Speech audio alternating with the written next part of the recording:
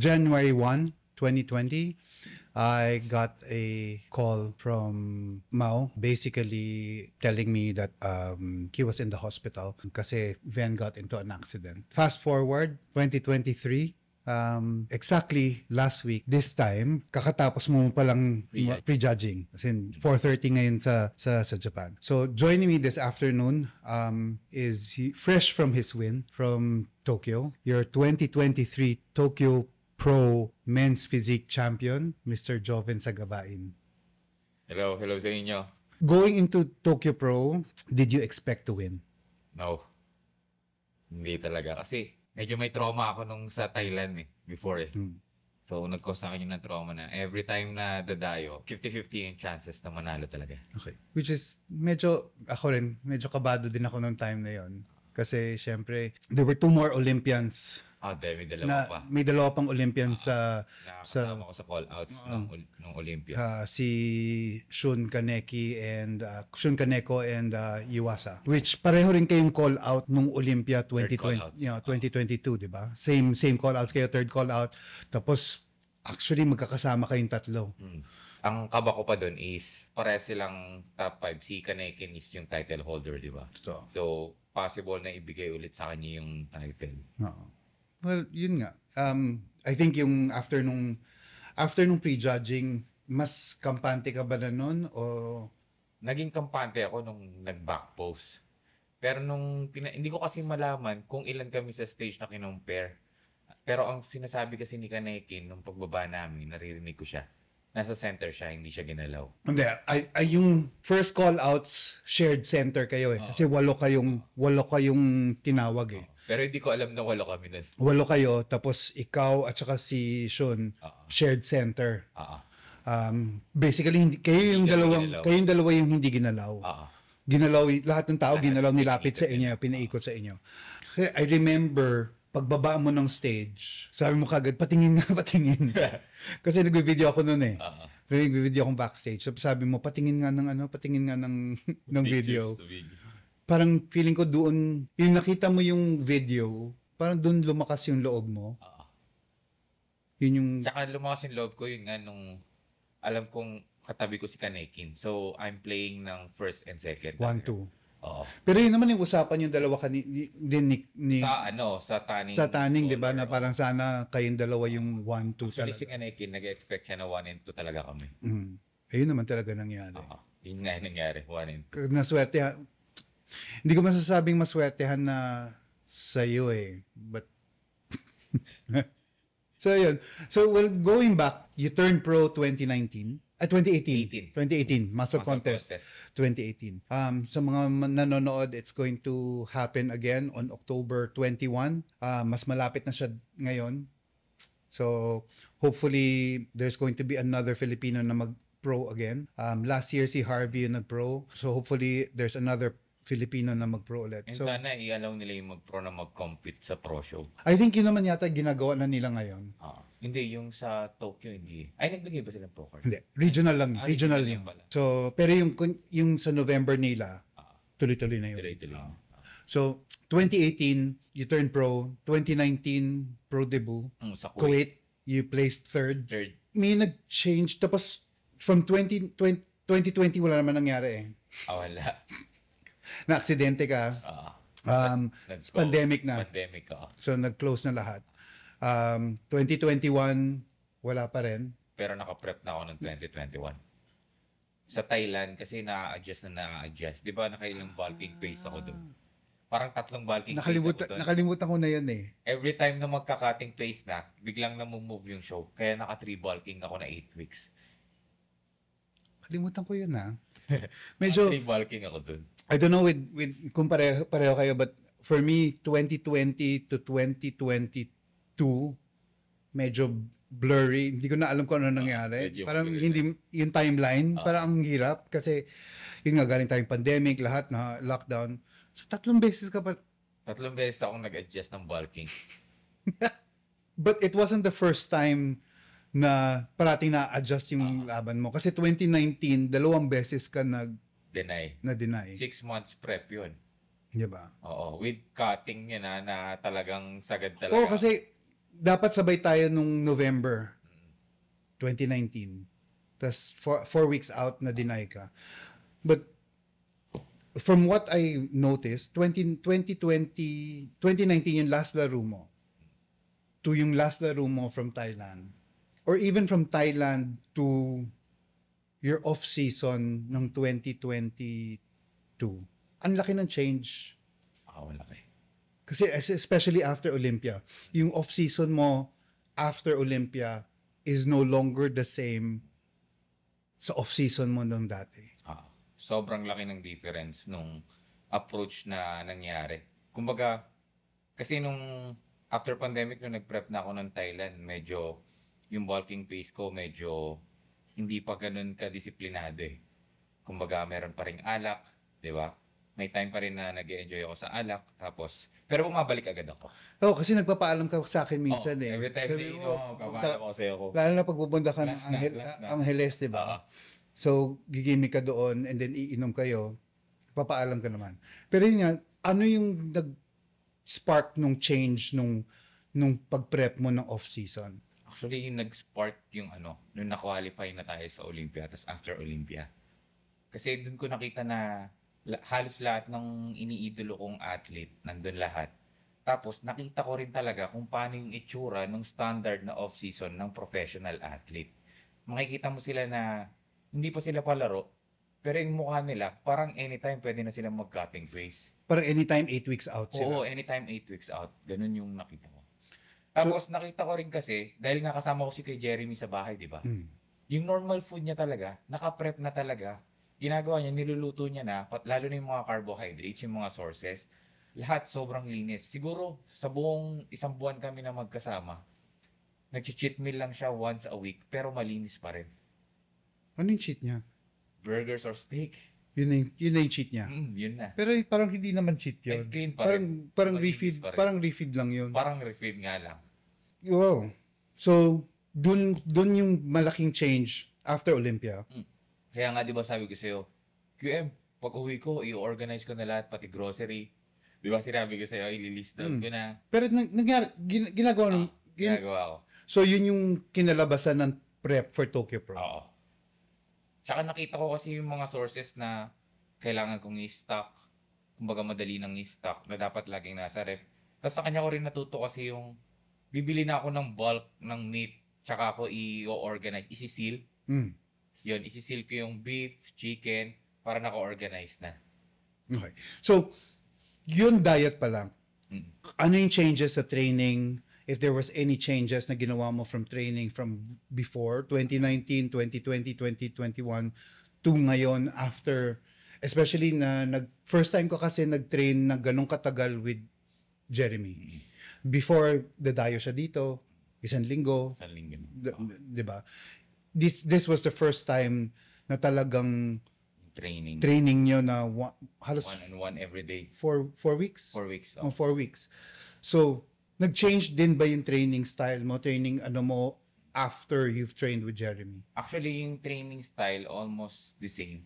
Pero ang nag-change is yung intensity. As in, yung akala ko na 100% na nilalagay ko sa training intensity ko nang ako lang mag-isa is, nung nandun na ako, is parang around 60 or 70% lang pala nung training intensity na ginagawa niya. Lalo kapag ka-group training kayo. Usually kasi nangyayari sa atin pag group training, parang mas bumababa yung intensity. Di naman, pero depende siguro kung sino yung kasabay mo. Sa bagay. Sa bagay. Pero, yun nga, dun kasi, kahit na 4 kaming sabay-sabay, talagang maghahabol ka ng hangin. Walang pahinga-pahinga, tuloy-tuloy, walang usap-usap. Kumbaga, yung bis na kakausapin mo yung kasama mo, kukunin mo na lang yung recovery. Hangin. Oo. Kasi like ilang beses na tayo nag-train din together. Yung intensity is mataas compared to yeah, after nung training day natin, the next day, DOMS. Oo, DOMS talaga kaagad. Pero so yung training mo during that time here in the Philippines, ibang-iba din compared to the training doon sa kasi sinagad ka ni Jeremy nung sagad na talaga ako dun. Di ba? Oo. Kahit na low carbohydrates kami, talagang yung training. Actually, yung ginawa naming training, less rest, more volume. Kumbaga, inahabol niya kasi yung taas nung oxygen level para mag-top out kami sa burning point na hindi na kami magsasacrifice ng muscle pero bumabagsak yung body fat. Okay. But, so training with Jeremy, sinagad ka, even the diet, even the approach during Olympia, this was the first time we magkasama tayo since 2018 and nakailang prep ka na rin na-assist kita and everything. But during 2022 Olympia prep, that was the very first time na nagsabi ka na parang hindi ko na kaya. Oo. First Parang time, oo. Parang first time ko ever narinig yun sa'yo. Siguro, hindi ko alam pero parang sagad na sagad. Kasi, yung isang linggo ko doon, feeling ko isang buwan. Kasi yung buong araw namin, training. Cardio, stretching, tapos muscle release, tapos training, tapos, ano na naman, Posing sa gabi. ano muna yun, QM, mag-aano Cardio. muna kami. Cardio. Tapos, after last meal, posing naman. Actually, kahit tulog na ako, bigla niya ako kakatukin. Hey, Joel, let's do posing. Kaya nagyan. Hindi, so, but first time yun nangyari sa'yo? First time yun. Na feeling mo kalala. bibitaw ka? Kasi yung isang buwan nga dun QM is para akong nagtatrabaho ng 24/7. Kasi kailangan ko rin matulog. Tapos gigising ng sobrang aga. Ang layo, sobra. Pero ang kaibahan doon was walang stress. Walang stress sa biyahe kasi yung parang naging stress sa akin is yun nga, yung haba ng training na buong araw. Sa mga ibang preps mo, do you always start na parang let's go na parang or nagbi-build up ba yung excitement for the prep for you or yung intensity mo sa prep from beginning all the way to let's say peak week is yung intensity pareho? Same lang. Same lang. Basta From lang day lang. one to dulo. Oo, same. So never ka Kumbaga, kasi yung mindset ko yung before ako mag-start ng prep, 100% na eh. So, Okay. kailangan ko na lang siyang i-maintain. Okay. Never kayong parang, kasi like sa akin, yung sa 2019, unang sinabi ko, inisip ko, mag-prep lang ako. Para lang ma-experience. Pero parang biglang, I think it happened 10 weeks out or 9 weeks out. Biglang na lang umano na parang, teka, gusto ko manalo. Oo. So yun yung time na pinapa-refeed mo ko. Na ayaw mong mag-cheat meal. Oo. Hindi, pinili mo refeed Oo, instead of cheat meal. di ba? Oo. So sa'yo wala, right from the beginning, Oo. ganun, yung utak Yung mo. mindset ko manalo agad. Ganun na. Wow. 2023, Tokyo Pro. Next is Olympia, of course. Hindi, but let's talk about Tokyo Pro. Yung towards the end of the prep for Tokyo Pro, parang ang bilis. Parang itong prep na to, for me isa lang naman yung medyo na may nangyari na parang may natanggap tayong email eh. Yun lang yung medyo pero parang ang smooth nitong prep for you. Itong Tokyo Pro. Actually, kahit yung peak week, Ay, yung peak week talagang easy yung peak week sa akin. Sobrang hindi ako stress ng peak week. Tapos, hindi ko feel yung pagod ng peak week nung sa Tokyo Pro. Ganun din nangyari. Hindi ko alam kung dahil sa sobrang taas nung intensity nung ginawa namin ng peak week nung Olympia, tapos ako na lang mag-isa ngayon yung nag-peak week. Pero yung ngayon kasi, maganda yung kinalabasan.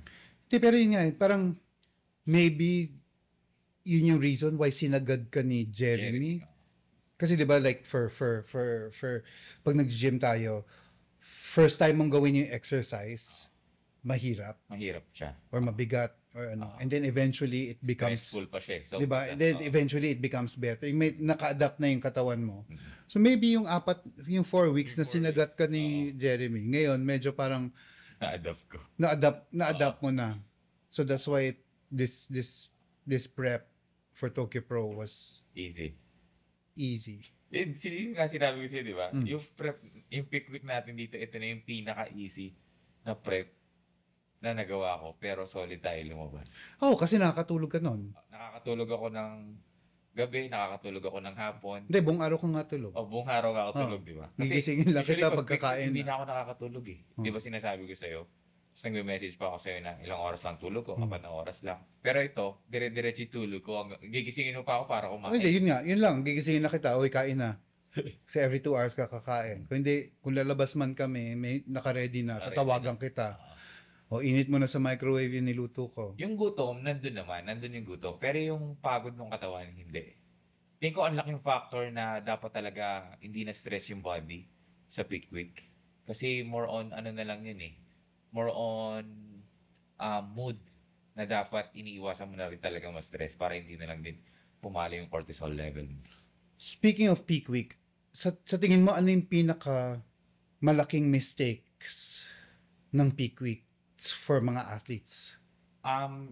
Tingin ko yung maling ginagawa ng athlete during peak week is tama naman magsagad, pero wag yung sobra to the point na yung ginagawa nila nang may carbohydrate sila is gagawin nila nang wala silang carbohydrates, which is nasa-sacrifice na yung muscle, and at the same time yung ginagawa kasi nila is yung training na ginagawa nila is for building muscle pa rin, which is dapat for maintenance na lang and for burning na lang. Pump na lang. Oo, more on Kumbaga pumping basically, na lang.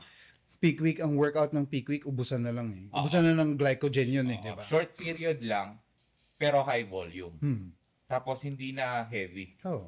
Para ubusan na talaga ng glycogen yun para Carb mag-flat depletion ka. na lang. Oo. Di ba? Doon na sila magdi-deplete ng carbohydrates. Yung iba kasi, sinasagad nila, nag-ano pa rin, nagti-3 reps, 4 reps. Tapos sobrang haba ng time nila sa gym na wala na silang carbohydrates, which will cause ng muscle loss. Kaya ang nangyayari, tapos nagko-control na rin sila ng water, syempre, mas lalong nadideplete yung body, mas nahihirapan na yung body i-absorb yung food sa show day. Kasi yung peak week mo, ang peak week workout mo normally yung last 3 days, last 4 days, maximum mo na yan, 45 minutes, 1 hour. Maximum na yung 1 hour. Tapos, parang, once hindi ka na nagle-legs, Hindi na. yung last leg day mo Stressful normally is 2 days, a week before show day. And then puro PPL, puro push and pull na lang. More on blood flow na lang sa buong body mo. So, sa last 2 days, pwede ka nang mag full upper body, pati arms. Basta wala ng leg workout kasi stressful na talaga sa system yun. Pero, for me, ang dami ko nakikita kasi, di ba, yung mga ibang nagpo-post na parang, uy, flat na ako, o puno pa ako. Ano pa? For me, matagal kong inaral, siguro, ngayon confident na akong isang tingin ko lang sa'yo, o isang tingin ko lang sa mga ibang athlete, kaya ko na. But it takes years para ma-master Yung looks, yung mata na yun eh. yung tingin mo. Parang doktor, di ba, pag nakita ka, parang ganun din yung nangyari sa akin. Kumbaga, doktor, pag nakita ka na may mga alam na may sakit ka. Di ba? So, same thing din dun sa muscle fullness and flat. Sa atin, the more na, kasi lagi nating ginagawa lagi nating na-experience So, mas alam natin yung itsura ng flat and full. Pero, kasi like kayo, ikaw, si Ken, kay Mado, kay Bon, at saka kay Rodney. Since matagal ko na kayong kasama, matagal ko na nakikita kayong full and flat, ang bilis ko ng, kumbaga, di ba sabi ko sa'yo, meron akong tinitingnan na point sa'yo para malaman ko kung flat ka o full. Same kila Rodney, same sa lahat sa team. Does it pay off kung yung coach mo parating, yun yung coach mo ever since? Parang, Oo. Malaking factor na yung coach mo dapat talagang mahaba yung pinagsamahan nyo. Kasi mas matututunan nyo kung paano yung final look mo ng full, paano yung final look mo ng flat. Diba? So, mas malalaman niya kung kailan kanya dapat pakainin, kung kailan kanya dapat i-drop, kung kailan kanya dapat i-cut. Kumbaga may time frame din, alam niya kung gaano kabilis mag-respond yung body sa carbohydrates, sa sodium. So, dapat talaga, consistent ka sa coach. So, kung mag-hire ka ng coach, dapat siya na talaga yung pagkakatiwalaan mo. Hindi yung mag-hire ka ng coach, tapos magtatanong ka sa iba. Diba? So, malilito ka. every year ba? Ay parang kunyari, yung mga iba kasi hire ako ng isang coach. Hindi ako nanalo. Lipat na naman ako ng iba. Hindi, mali yun. Kasi meron pa rin meron pa rin parang trial and error dun sa part na Yung first year normally, di ba? kasi mga ngapapa talaga yung coach. Kung gaano kabilis mag-respond yung body mo sa approach. Para titingnan nila. Kumbaga, ito yung, kumbaga may standard na approach. Titingnan natin kung paano Kung ka, mag-work sa ito, kung kung paano paano ka, mag-respond. mm, Parang kami ni Kuya Jeremy, di ba? Never kami approach ng same every prep. Oo, Nag-iiba kami lagi. iba yung peak week nyo every year eh. And at the same time kasi, nag-iiba yung respond ng body mo habang tumatagal. Kahit na after 3 meals, nag-iiba yung Sobra. loading mo eh. Oo, nag-iiba. Di ba? Kaya dapat from, lalo na sa cutting pace, from time to time dapat updated yung coach. Nakikita niya yung difference. Kasi yung ibang coach ginagawa naman nila is, itatry muna nila yung body mo sa cheat meal. Kumbaga, i-deplete ka nila, papasukan ka nila ng cheat meal para makita nila kung gaano kaganda yung respond ng cheat meal dun sa body mo or kung gaano kaganda yung respond ng refeed lang doon sa body mo. So, clean refeed tsaka cheat meal, i-observe nila parehas yun kung ano yung mas magandang respond. Or kung mix, okay din. Check din nila. Yung nag-Japan, yung nag-Olympia amateur ako, hindi tayo nag-cheat load. Pinag-burger ba? Hindi kita, di ba? Kasi, ang sabi ko sa'yo, mag-cheat load tayo after. Tapos nag-cheat Pre-judge. load tayo. Hindi rin ako nag-cheat load after pre-judge. Nag-cheat load tayo SRC. Ay, SRC na pala kita pinag-burger. Pinag-burger mo. Kumbaga, clean loading tayo. Oo. Pero, kasi yun lang yung sinabi natin kasi gusto rin natin makita kung ano yung itsura ko ng Clean. mag-cheat load at saka Clean mag-clean load. Mas gusto ko yung clean load. Tsaka kaya mo siyang habulin if ever flat ka pa. Kasi pag nag-early cheat load ka na, sobrang bantayin na sobra yon, na to the point na sobrang bilis mo na mag-spill. Unlike nung clean, diba, gradual lang. So if ever you look flat pa, pwede pang habulin ng sodium and carbohydrates. So, gano'ng kabilis? Like, I get a lot of questions every time. Gano'ng kaaga sila dapat kumain to carb up for a show? Like, when do they eat a muffin? When do they eat, a cheat load? Yung burger normally is the night before. So, sa'yo kunyari yung standard mo, if you have a client, standard mo, kailan mo sila ipag-cheat load kung ipag-cheat load mo sila? Cheat load at least morning first meal or at least gabi sa last meal. Depende din sa time ng show. Sa time ng show, doon kasi mag-a-adjust. Pati yung water depletion mo, yung water cut mo, depende rin sa show. Yeah. Kaya sana on time parati yung mga show. Pero ang usual naman sa approach is para may energy yung tao, yung athlete sa stage, 30 minutes at least before ka sumampa ng stage, dapat may carbohydrates and sugar ka. Let's go back to Tokyo Pro. Experience, yung buong experience. Kasi first time ko din ma-experience yung pro show doon. Kasi the last time din naman kami nanood ni Keno. Iba yung treatment nila sa mga pro athletes eh. Sobrang iba. Parang artista. Tsaka iba sila mag-approach ng athlete. Kumbaga sobrang respectful nila na hindi ka nila parang dadaragin to have picture. Kumbaga, lalapit sa'yo, tapos gaganito. Pero tingin ko, dahil hirap din yata rin sila mag-English na yung iba. Kumbaga, ang na-experience ko kasi ang sinasabi nila, photos, ganon. Photos. Pero masyado silang very respectful. One.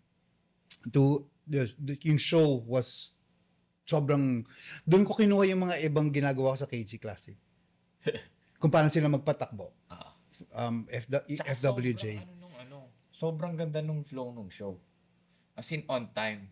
Yun yung okay eh. Kasi, di ba sinabi nila 3:30. 3:30. Tapos, sinabi ko, 3 o'clock, sinabi mo 30 minutes ka before bago ka mag-muffin, ganyan, and everything. So, 3, nagpa-pump na tayo, naglo-load na ako ng muffins and sugar. Tapos, saktong-sakto, 3:30, sampa. Yun yung, I guess yun yung main factor kung bakit nagpipeak yung athlete ng tamang oras. Nakukuha sa peaking yung oras. Kasi naka-time, na rin tayo eh. Naka-plan na rin yung oras ng kain natin eh. Tsaka yung oras ng pinaka-peak ng kain natin na last. Na nasundan talaga ni Tokyo Pro. Dahil dun sa schedule niya. Pero nag-expect ako nun, sabi ko baka mga 4 kami. Pero hindi, biglang nagulat ako, nakita ko. Nagtatawag na sila, di ba? Oo, nagtatawag na. Tapos sinabi mo pa sa akin eh, nung nasa airport tayo, papuntang Tokyo, baka walang magpa-picture sa akin. Sinabi ko yun. Baka wala na pa-picture sa atin dyan. Diba? Sinabi mo pa yun. Oo. Pagdating pa lang yata natin sa, Dun sa may, nung nakaupo tayo sa may pataning pa lang. di ba? May nagpa-picture na. Ang dami na nagpa-picture nun eh.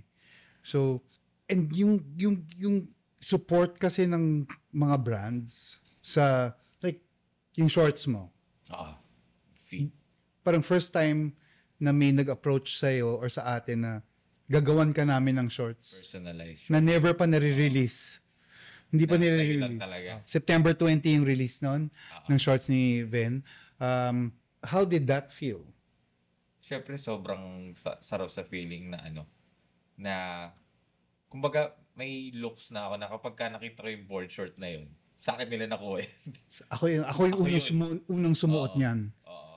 Parang yung feeling ko rin nung sa Thailand na nagdala ko, parang pag nakakita ko na nakadala na board short, feeling ko ginaya sa akin, parang Pero ngayon, maano mo ngayon, talaga. mas maano ko na talaga, sa akin nila napanood yung board short.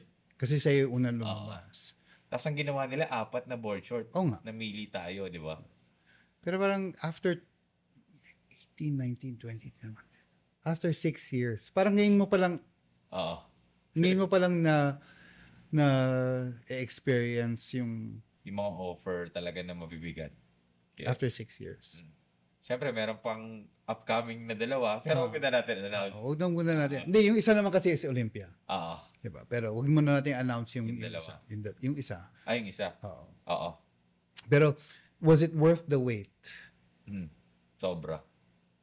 Yung ganito katagal. After so many disappointments.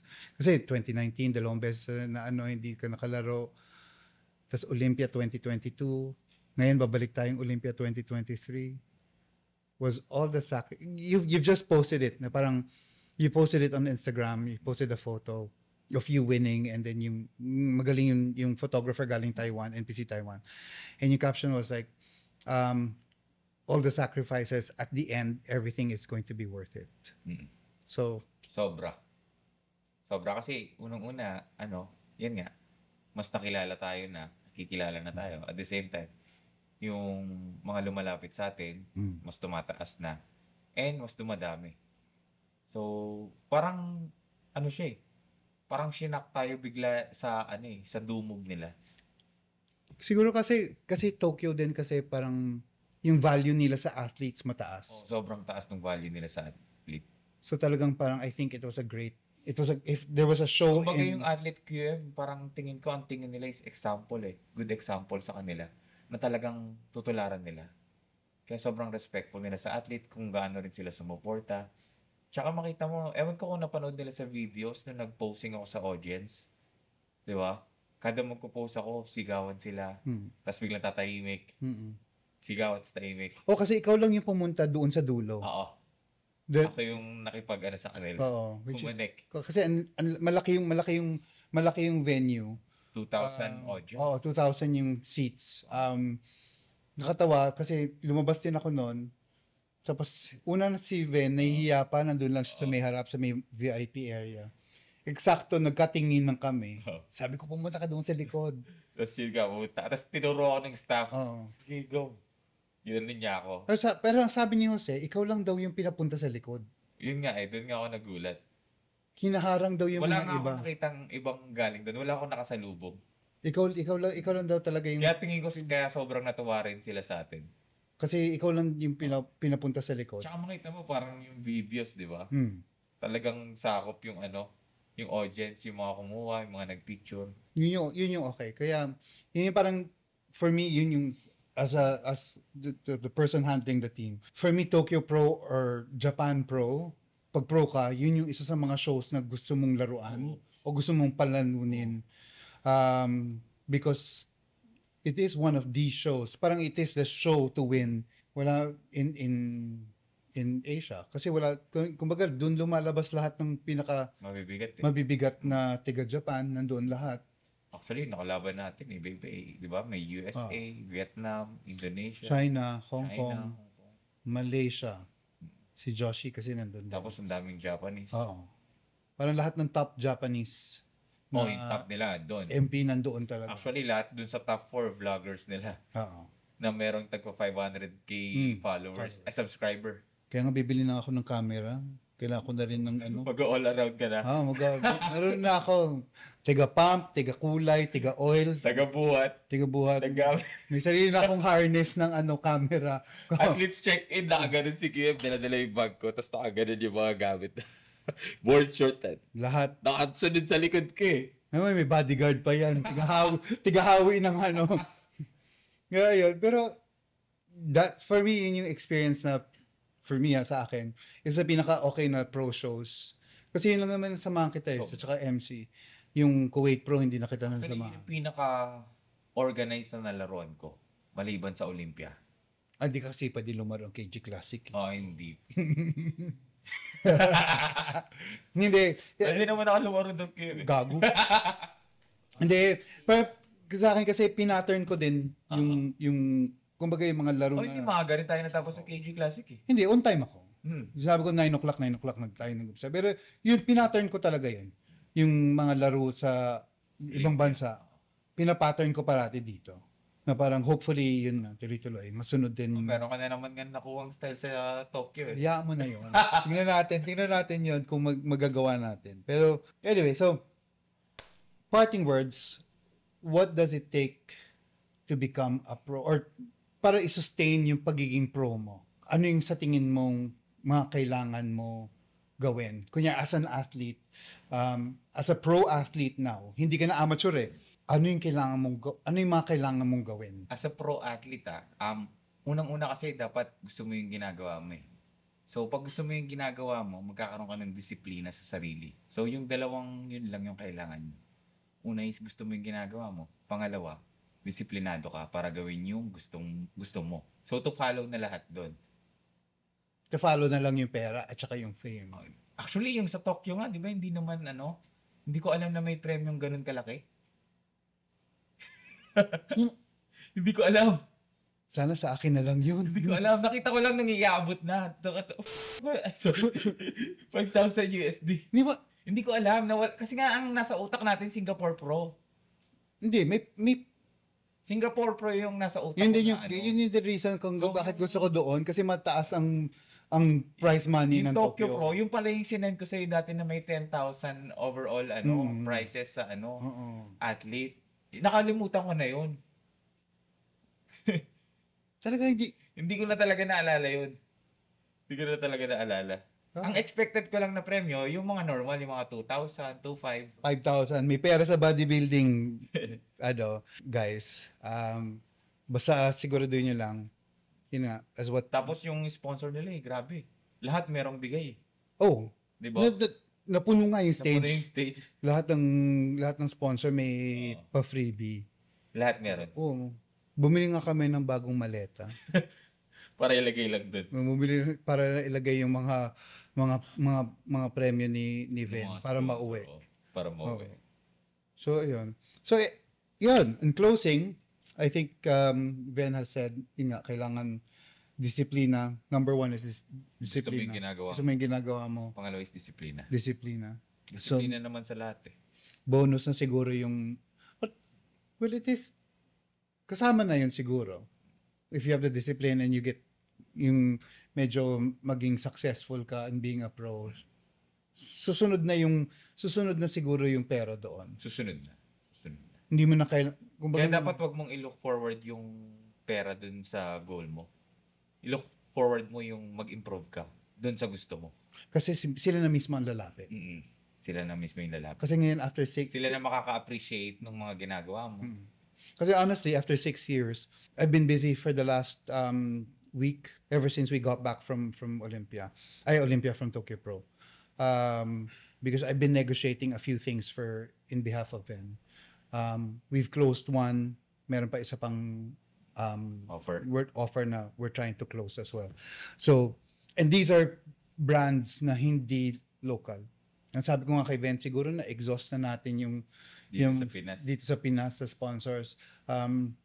My dream is that one day businesses or yung mga negosyo dito sa Pilipinas would be supportive in our sport as well. The same way as they're very supportive sa ibang bansa. Na talagang hindi ex-deal, hindi yung... Yun kasi yung uso sa atin Hindi na Yung X-deal. bibigyan ka ng product to promote, Oo. tapos isang beses lang. Oo. Kasi hindi ko naman pwedeng ibayad yung X-deal sa kuryente or Sa prep, sa prep, food prep. 'di ba? Hindi naman barter system ang grocery natin. So parang sa akin, yun yung sa akin yung nilook forward ko Kumbaga pag na. magdala ka ng brand, mag-post ka ng brand, may value talaga. Ganun. Oh, kasi kailangan hindi naman libre yung prep mo Oo, di hindi ba? naman eh. Kasi binabayaran Saka mo. hindi rin naman one day yung prep mo. Oo, di ba? So parang sa akin, yung binibigay na pera, parang sort of like to acknowledge na ito yung trabaho mo, ito yung ano mo. Kasi trabaho mo to eh. Di ba? You chose this Kumbaga as may your value ka talaga. you chose this as your livelihood already. Ito yung trabaho mo. So dapat nababayaran ka. And hindi dapat yung umaasa ka na lang sa prize money. Tapos pa isa-isang bigay. Oo. Hindi dapat. And Kaya sinasabi ko sa mga athlete, dapat alamin nyo yung value nyo na hindi porke makapag-endorse lang nung ibang product, hindi porke masabi lang na model ka ng ganitong product pero wala ka namang nakukuha, sayang. Sayang. Unang-una sayang. so there you go. There you have it. Thank you for joining us today. My name is Kerwin. I'm IFBB Pro Joven Sagabay, 2 times Olympian. So like and subscribe, and then we'll see you again soon.